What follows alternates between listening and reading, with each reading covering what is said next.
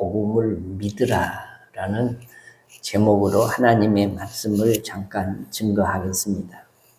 예수님이 이 세상에 오셔서 3년 반 동안 공생애를 기록한 성경이 마태복음, 마가복음, 누가복음, 요한복음, 이 사복음서입니다. 이 사복음서에는 예수님의 명령이 또 예수님의 천국 복음 전파와 기적과 표적들을 행하신 구원 사역들이 많이 기록이 되어 있습니다. 우리가 예수님의 명령이 기억나는 것도 있고 기억이 나지 않은 것도 있습니다만은 오늘 제목에 있는 대로 회개하고 복음을 믿으라라는 말씀을 하신다는 것입니다. 그래서 오늘 우리가 이 복음을 듣는 시간 되기를 바라고 이 말씀을 함께 나누도록 하겠습니다.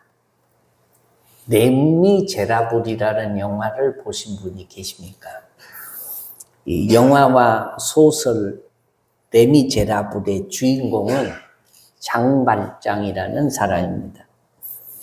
배고픔을 이기지 못해서 빵을 훔친 죄로 감옥에서 19년의 세월을 보냈던 사람인데 드디어 19년의 감옥 생활을 마치고 이 사람이 출소를 합니다.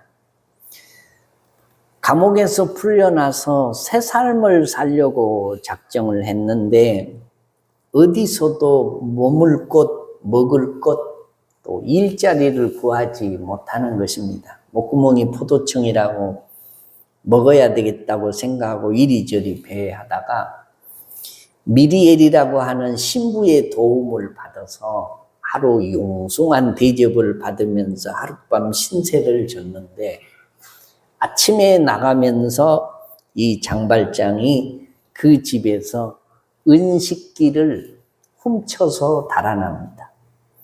얼마 못 가서 체포되었습니다. 헌병이 절도 사실을 확인하기 위해서 장발장을 미리엘 신부에게 데리고 갔습니다. 그러자 신부가 장발장을 보고 은식기는 내가 줬는데 그리고 은촛대도 갈 때 가져가라고 했는데 왜 안 가져가셨습니까? 라고 해서 무혐의로 결국 풀려납니다. 결국 장발장은 아무런 처벌을 받지 않았습니다. 그 일로 장발장은 인생이 바뀌었습니다. 이름을 바꿨습니다. 장발장이 아니고 마들렌이라고 하는 이름을 바꾸고 정직하게 새 삶을 열심히 살았습니다. 후에 주변 사람들의 인정도 받게 된 그가 작은 마을에 한 시장이 됩니다. 공장을 세우고 빈민들에게 일자리를 제공하면서 헌신적으로 어려운 사람들을 배려한다라는 것이 이 레미제라블의 이 소설의 내용입니다. 어떻게 이런 일이 가능하냐? 은혜를 입었기 때문입니다. 은혜를 입은 사람은 바꿉니다.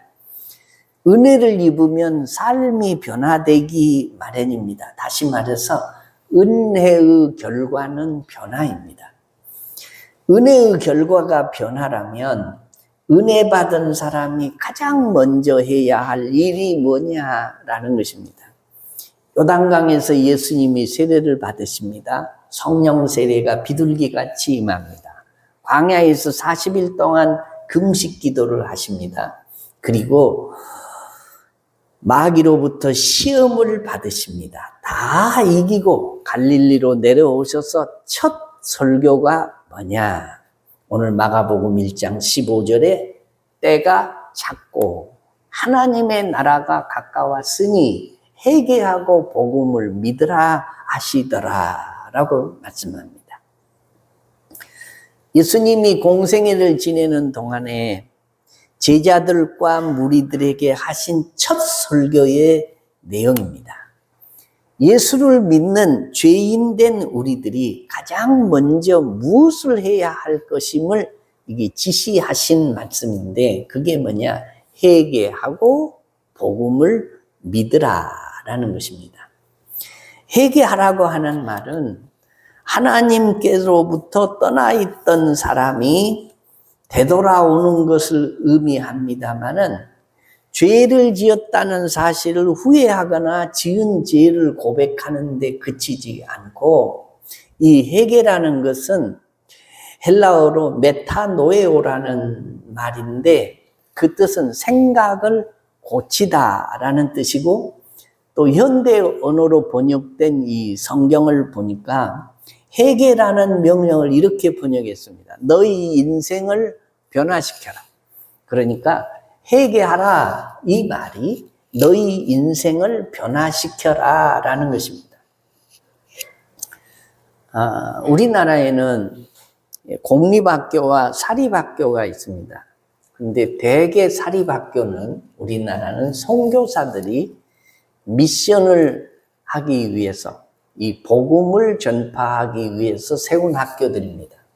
근데 지금은 이게 문교부 교육부라고 하죠. 요새는 그 교육부의 통제를 다 받습니다. 그래서 이 미션 학교에서도 이 복음을 전하지 못하도록 이게 규정을 해 놓았습니다. 뭐 예배를 드린다거나 또 찬양을 하거나 수업 전에 기도를 하거나 이런 일을 전혀 못하게 합니다. 그 이유는 다른 종교를 가진 학생도 있고 무신론자도 있고 기독교인들이 섞여 있어서 편향되게 하지 말라는 것입니다. 그럼에도 불구하고 학교를 세운 목적이 문맹인과 이 어두운 사람들을 깨우기 위한 목적도 있지만 결국은 복음을 믿게 하려고 선교사들이 이 학교를 세웠는데, 어느 대학교에서 기독교를 안내하는 과목을 목사님이 가르치게 되었습니다. 그 학교 학생이라면 누구나 다 들어야 되는 이 필수 과목으로 선정이 됐습니다. 학기 초에 목사님이 이 학생들을 대상으로 쪽지 시험을 보면서 회개에 대해서 쓰라고 문제를 냈더니 대부분의 학생들이 이 회개를 돈관리 회개로 알고 재무관리나 경제활동에 대해서 썼습니다. 이 학생들에게 기독교에 대해서 몰라도 너무 모르는구나 생각을 하고 뭘 가르쳐야 될지 생각을 하고 있다가 이 목사님 생각에 문득 회개도 알고 보면 빚진 사람이 돈 빌려준 사람에게 낱낱이 셈을 치르듯이 하나님 앞에서 삶의 회개를 맞춰보는 게 아니겠느냐. 결국 신앙생활도 정산이 필요하다. 그래서 하나님 앞에서 잘못한 것은 뉘우치고 돌아서야 하고 하나님 앞에 약속한 것은 반드시 지켜야 된다. 그래서 회개를 회개로 해도 틀리지 않는 말이다 라는 결론을 냈다고 하는 것입니다.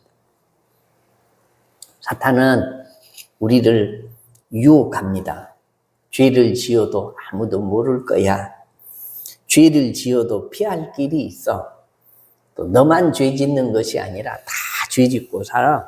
그러니 그냥 이 육체가 이끄는 대로 따라서 살아. 이것이 보통 사람들의 생각입니다. 그러나 성경은 분명히 말합니다. 너희 죄가 반드시 너희를 찾아낼 줄 알라. 민수기 32장 23절에 있는 말씀이죠. 또 사도행전 3장에 보면 너희가 회개하고 돌이켜 너희 죄 없이 함을 받으라. 이같이 하면 새롭게 되는 날이 주 앞으로부터 이를 것이요 라고 했습니다. 그러니까 우리가 죄를 씻는 길은 오직 한 길밖에 없습니다. 예수 이름으로 하나님 앞에 회개하는 길이다라는 거죠. 은혜 받는 길이고 구원 얻는 길이고 하나님을 기쁘시게 하는 게 회개다라는 거죠. 한 아이가 새총을 하나 갖게 되었습니다. 근데 잡을 새가 없었습니다. 그 아이 집에는 아버지가 좋아하고 애지중지 아끼는 이게 거위가 한 마리 있었는데 아이가 혹시 하면서 새총을 거위에게 겨누고 탁 쐈습니다. 그랬더니 그 새총의 돌이 정통으로 날아가서 거위의 머리에 탁 맞더니 거위가 발발 떨고 죽어버렸어요. 아이가 깜짝 놀라서 죽이려고 한 건 아니고 그냥 실수였습니다. 그런데 거위가 죽어버려서 혼자 두려워한 나머지 그 죽은 거위를 뒤뜰에다가 갖다가 묻었습니다. 그리고 아버지에게 아무 말도 안 했습니다. 여기서부터 죄는 시작되는 것입니다. 집에 돌아온 아버지가 거위를 못 봤냐고 물었습니다. 못 봤는데요. 그때부터 아버지와 아들 사이에 죄가 끼어들기 시작하니까 관계가 깨어지기 시작합니다. 아이는 가능하면 아버지 곁에 있기를 원치 아니하고 멀리 떨어지기를 원하고, 아버지는 나름대로 이 거위가 어디 갔을까 하고 마음에 부담이 되고 자꾸 찾는 것입니다. 거위를 쏜 것이 문제가 아니라 거위를 죽였다는 사실 자체를 숨긴 것이 문제지. 하나님의 은혜로 영원한 생명을 얻은 우리가 회개하지 않고 죄를 간직을 하고 있다면 하나님과 우리 사이도 이게 화평이 깨지는 것입니다. 우리가 하나님과 화평을 하려면 그리스도인이 가장 먼저 해야 할 일은 예배를 잘 드리는 것입니다. 예배에 승리해야 되고 예배에 성공해야 되고, 하나님께서 예배를 하라고 하셨고 하나님은 예배를 받으신다고 했기 때문입니다. 신앙생활을 하다가 문제가 생기면 제일 먼저 하는 일이 있습니다. 예배를 피합니다. 하나님을 만나는 예배를 드리지 않습니다. 하나님과의 화평을 가지는 예배를 참여를 하지 않습니다. 하나님을 영화롭게 하는 예배를 소홀히 합니다. 여러분, 어떤 경우에도 우리가 우리 믿음을 잘 지키기를 원하면 예배를 소홀히 하면 안 됩니다. 하나님을 만나는 일이 뭐냐? 곧 예배지요. 예배는 하나님 앞에 엎드려 경배하는 것이고 하나님을 영화롭게 하는 거고, 또 하나님으로부터 오는 축복을 받는 게 예배입니다. 성도들이 예배를 잘 참여를 안 한다. 잘 참여하던 사람이 예배를 잘 안 나와요. 그럼 분명히 시험 들었어요. 그 시험이 오래 가면 갈수록 영적으로 어마어마한 손해를 보는 것입니다. 하나님 관계가 서원해져요. 그러므로 신앙생활 잘하는 것은 예배 참여를 잘하면 신앙생활 잘하는 거고, 예배 참여를 등한시하면 이게 신앙생활을 잘 못하는 거예요. 모든 걸 잘해도 예배를 등한시하면 잘하는 게 아닙니다. 모든 걸 잘 못해도 예배를 잘 드리면 신앙생활을 잘 한다고 할 수 있습니다. 그렇다고 우리가 예배를 참여를 하기만 하면 항상 영적으로 만족하냐? 아닙니다. 예배를 참여해도 어떤 때는 졸다가 갈 때도 있고, 어떤 때는 설교를 한마디도 기억 못하는 때도 있고, 예배하다가 시험 들 때도 있고, 그래도 꼬박꼬박 변함없이 예배를 드리면 하나님과의 관계가 회복되고, 하나님과의 관계가 회복되면 인생이 형통하고 즐거워지고 은혜로워지는 줄로 믿으시면 아멘. 그래서 제가 말씀드린 대로 예배는 4가지를 올리고 3가지를 받는 게 예배예요. 찬송과 기도와 정성과 예물을 올립니다. 누구에게? 하나님께. 받는 것 3가지는 말씀과 은혜와 축복을 예배 중에 받는 것입니다. 말씀 없이 사는 것은 나침판 없이 망망대해를 항해하는 것과 같고, 은혜와 축복이 없이도 살 수 있다는 것은 교만 중에 교만입니다. 여러분, 하나님의 축복을 그만 받아도 되는 사람이 누가 있어요?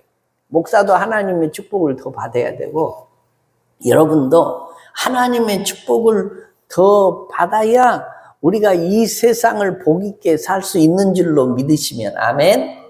그러려면 오늘 성경이 말하는 대로 먼저 회개하고 하나님과의 관계를 바르게 해야 된다, 그런 말씀이에요. 우리가 기도의 이 순서를 보면요, 첫째는 하나님께 영광을 돌리고 감사하고, 그 다음에 회개하고, 그 다음에 간구하고 중보의 기도를 드리고, 마지막에 예수 이름으로 기도하고 아멘 해야 이게 기도의 바른 순서입니다.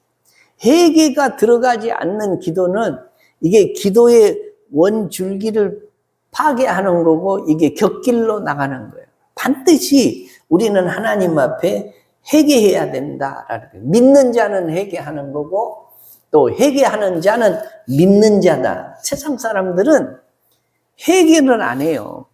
죄를 짓거나 불의한 일을 해도 아, 내가 잘못했네, 이 뉘우침은 있고 후회는 있어도 예수 믿는 사람들처럼 하나님, 내가 이걸 잘못했습니다, 용서해 주십시오 하고 회개해서 그 죄를 씻음 받는 일은 세상 사람들은 없다라는 것입니다. 회개하고 하나님과 바르게 관계를 회복하면 그 다음에 뭐 해야 되냐? 오늘 성경 말씀에 있는 대로 회개하고 뭘 믿으라고요? 복음을 믿으라라고 말씀해요. 하나님과 관계를 회복한 사람이 해야 할 일은 복음을 믿는 것입니다. 그래서 예수님이 회개하고 복음을 믿으라라고 했습니다. 믿음은 단순히 이 지적 동의를 따는 것이 아니고, 아는 것을 넘어서 이해되지 않는 것까지 전적으로 신뢰하는 것을 믿는다라고 말하는 거예요. 여러분, 성경에 우리가 이해되는 게 별로 없어요. 자세히 살펴보면 하나님이 이 우주 만물과 천지를 말씀으로 지으셨다고 말씀합니다. 그렇게 믿으시면 아멘. 어떻게 말 한마디로 이 세상이 생겨나겠습니까? 우리는 죽었다 깨어나도 내 머리로는 이해될 수 없는 일. 이스라엘 백성들이 애굽에서 나와서 홍해를 육지같이 건너고 구름 기둥과 불 기둥으로 하나님이 보호해 주시고, 반석에서 물이 나서 마시게 하시고, 매일 아침에 일어나 보면 만나가 이 들 사면에 가득해서 그걸 걷어다가 구워 먹고 삶아 먹고 떡해 먹고, 그렇게 40년을 광야에서 헤매면서 삽니다. 전쟁을 해도 사람이 직접 전쟁을 하는 것 같지만 하나님이 뒤에서 도와주셔서 승리하게 하십니다. 여리고를 7바퀴 돌고 마지막에 무너져라 라고 외쳤더니 여리고 성이 그냥 무너져 내립니다. 이게 어디 이해될 만한 일입니까? 성경은 이해되는 일보다는 이해 안 되는 일이 훨씬 많습니다. 죽은 자가 살아나고, 죽었다가 사흘 만에 다시 부활을 하시고, 구름을 타고 예수님이 승천하시고 다시 재림하는 이 모든 일들은 이해되는 일이 아닙니다. 그래서 제가 순종의 법칙 4가지를 이야기를 할 때에 즉시 순종하고, 이익이 있어도 순종하고, 이익이 없어도 순종하고, 이해가 되어도 순종하고, 이해가 안 되어도 순종하고, 마지막에 끝까지 순종하는 것이 순종의 법칙이다라고 했습니다. 마찬가지입니다. 즉시 믿어야 되고, 이익이 있어도 믿고, 이익이 없어도 믿고, 이해가 되어도 믿고, 이해가 안 되어도 믿고, 그 믿음을 끝까지 붙드는 것이 믿음인 줄로 믿으시면 아멘.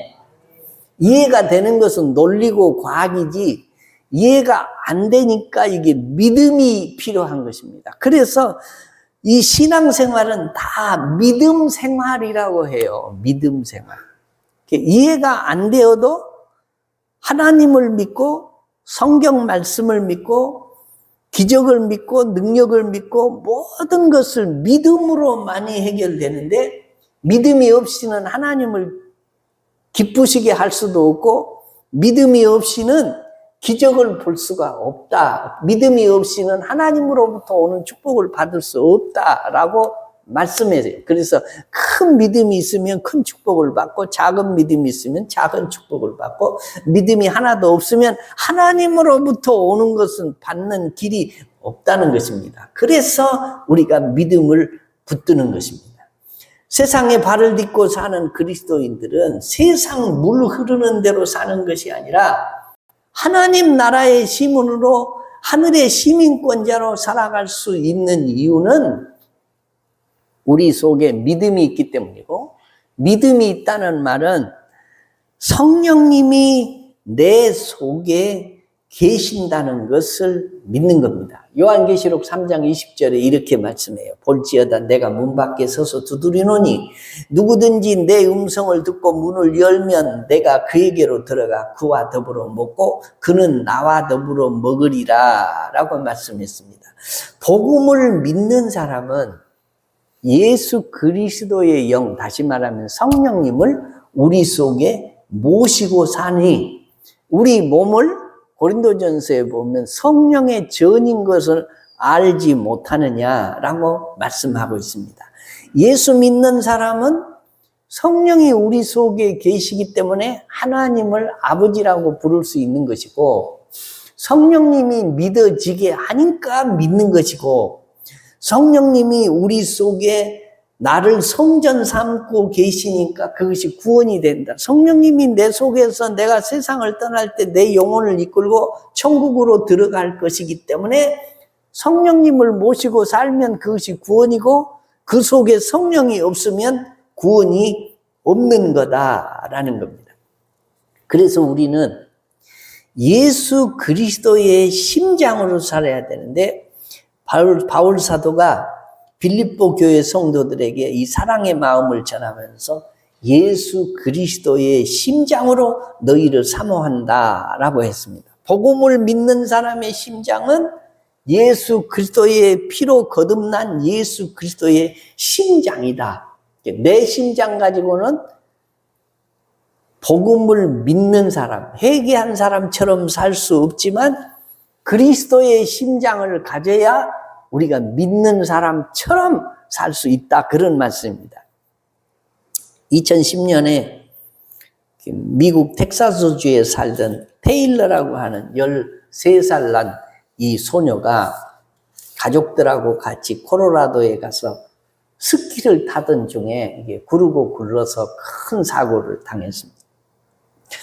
그 이후에 이 테일러라는 소녀는 식물인간이 되었고, 의사들이 판정을 하기를 며칠 살지 못할 것이다 라는 진단을 내렸습니다. 그때 이 테일러 부모가 결단을 합니다. 우리 아이는 다른 사람을 도와주는 것을 즐거워하고 그것을 보람으로 여기고 살았으니 아이가 얼마 못 사니 그냥 아이의 장기와 눈, 심장 이런 것들을 꼭 필요한 사람들에게 나눠주고 가면 좋겠다라고 했습니다. 결국 테일러의 심장은 39살 먹은 여자에게 이식이 됐고, 췌장과 콩팥 또 그 외에 나머지는 다른 사람들에게 각각 다 나눠줬습니다. 그 중에 테일러의 심장을 이식받던 이 원터스라고 하는 여성이 후에 자기에게 심장을 준 사람이 이 테일러 소녀라는 사실을 알고 이 테일러 부모와 만나게 됐습니다. 테일러 심장으로 새 삶을 얻은 이 테일러의 엄마를 만나면서 이 테일러의 심장을 이식받은 원터스가 뭘 들고 왔냐? 청진기를 들고 왔습니다. 딸이 죽어서 지금은 묻히고 없지만 그 심장이 내 속에 있습니다. 그래, 딸의 심장 때문에 내가 살아있고 딸의 심장은 지금도 뛰고 있습니다. 딸의 심장 소리를 들어보십시오 라고 청진기를 그 부모에게 선물을 하고, 그 부모가 청진기를 대니 무슨 소리가 들리겠어요? 심장 뛰는 소리가 들리지.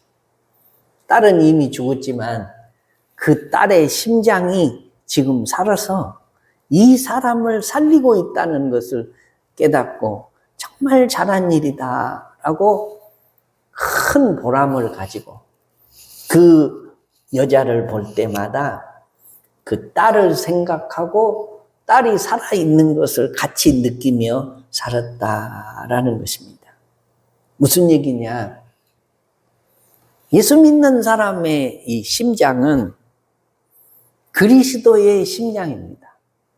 내 심장 가지고는 우리가 세상을 사는데 미움과 시기와 질투와 반목과 하나님의 영광 가리우는 일들밖에 할 수 없지만 그리스도의 심장을 가지고 살면 사랑과 희락과 화평과 오래 참음과 자비와 양성과 충성과 온유와 절제 같은 그리스도의 심장, 성령을 우리 속에 모시고 사는 사람만 결국 성령의 열매를 맺을 수 있다라는 것입니다. 그래서 바울 사도가 예수 그리스도의 심장으로 너희를 사모한다. 빌립보서 1장 8절에 그렇게 말씀했습니다.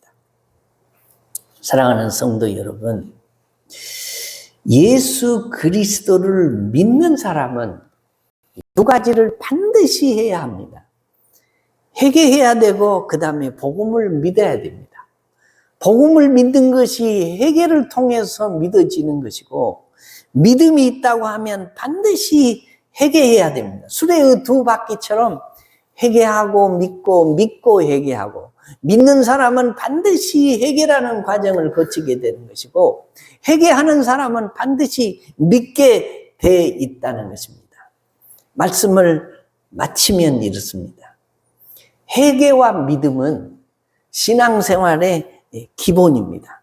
그래서 사도 바울도 에베소 교회 장로들에게 고별 설교를 하면서 그때까지 자신이 했던 일을 이렇게 요약했습니다. 사도행전 20장 21절에 유대인과 헬라인들에게 하나님께 대한 회개와 우리 주 예수 그리스도께 대한 믿음을 증언한 것이라. 바울 사도는요, 성령의 감동으로 신약 성경 29권 중에 13권을 바울 사도가 씁니다. 수많은 교회를 개척합니다. 기적과 표적을 행하고 천국 하늘의 3층천도 다녀옵니다. 이 바울 사도가 하나님의 사역을 일생 동안 계속하면서 한 일이 뭐냐? 사도행전 20장 21절에 회개와 믿음을 증언하고 살았다라고 고백을 해요. 무슨 말이에요? 예수님이 공생애를 시작하시면서 제자들과 무리들에게 주신 말씀이 무슨 말씀이냐? 때가 찼고 하나님의 나라가 가까웠으니 회개하고 복음을 믿으라. 이것이 예수님의 설교의 일성입니다. 가장 먼저 증거하신 내용입니다. 바울 사도의 마지막 일생 동안 내가 증거한 것이 뭐냐? 회개와 믿음을 증언하고 살았다라고 고백을 하고 있는 것입니다. 사도 바울이 평생에 걸쳐서 한 일은 회개와 믿음이었습니다. 하나님 앞에서 회개는 하나님의 초청에 부르심에 응답하는 것이고 삶의 방향을 바꾸는 것이고 하나님께 돌아서는 것입니다. 늘 언제나 어디서나 우리가 그리스도의 심장으로 산다는 것은 회개하고 복음을 믿고 회개하고 사는 거다. 그런 말씀입니다. 사랑하는 성도 여러분, 회개하고 복음을 믿으라. 예수님의 명령 중에 중요한 명령입니다. 우리가 뭘 믿습니까? 우리는 믿는 자라는 별명을 가지고 있습니다. 신앙생활은 믿음의 생활입니다. 그러면 믿는다는 게 뭐냐? 회개하고 복음을 믿는 겁니다. 복음이 뭐냐? 예수 그리스도의 시작, 이 복음의 시작이다라고 성경이 말씀한 대로 예수 그리스도가 복음이고 복음이 예수 그리스도입니다. 말씀을 마치면 이렇습니다. 회개하고 복음을 믿으라. 늘 회개하는 것이 우리의 일상이 되어야 되고 믿는 것이 우리의 삶이 되어야 된다. 그런 말씀이죠. 사랑하는 성도 여러분, 예수 그리스도의 심장을 가지고 우리의 심장은 예수 그리스도의 피로 거듭난 사람의 심장이니 이 심장을 가지고 회개하고 믿고 회개하고 믿고 회개하고 회개하고 믿고 이 삶이 계속 반복되어서 우리 주님의 말씀에 순종하고 그리고 더욱 성숙해가는 하나님을 기쁘시게 하는 주님의 심장으로 범사에 승리하며 사는 믿음의 종들 되시기를 주의 이름으로 축원합니다. 다 같이 우리 자리에서 일어나